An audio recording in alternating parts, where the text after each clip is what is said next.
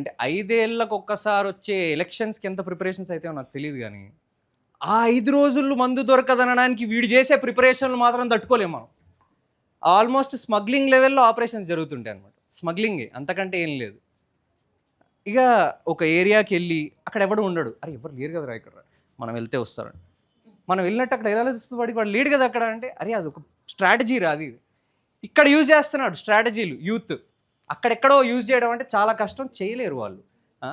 ఒకవేళ పబ్‌కెళ్ళి నేను మందాగాలనుకో just in case. అక్కడికెళ్ళి తాగకంటే ముందే బయట వాడు మ్యాన్షన్ హౌసో ఫుల్లో బ్లెండర్ స్ప్రేడ్ ఒక హాఫ్ కొనుక్కొని తాగెళ్ళిపోతుంది. Let's call it pre బూజియా.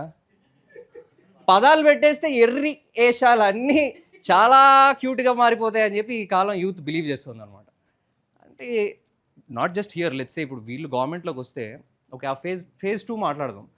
పేర్లతోటి మారిపోతాయి అనే సిట్యుయేషన్స్‌లో ఉన్నారు ప్రజలు. అరే! ఇంట్లో 2 గంటల కంటే ఎక్కువ పవర్ కట్ అయితే గాని బయట పవర్‌లు ఎవరున్నారో తెలియట్లేదు ప్రజలకి. క్యా యూత్ కే బారే మే బాత్ కర్ రहे तुम लोग.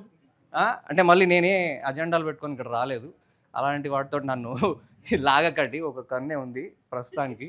I want to see the audience from the right side. అయితే ఈళ్ళతోటి ఇప్పుడు లేటెస్ట్ హోటల్స్ అవి ఇవి చూస్తున్నారు కదా. All these names the new hotels have that's the youth. పేర్లు పెట్టేవాళ్ళు ముసలోళ్ళు కాదు, వీళ్ళంతా యూతే. నేను పలు రకాల యూత్ గురించి మాట్లాడుతున్నా. వీళ్ళు పాలిటిక్స్‌లో సింక్ అవుతారా లేదా అనేది మనం థీమ్‌గా పెట్టుకుందాం. ఏమంటారు? సెట్టా?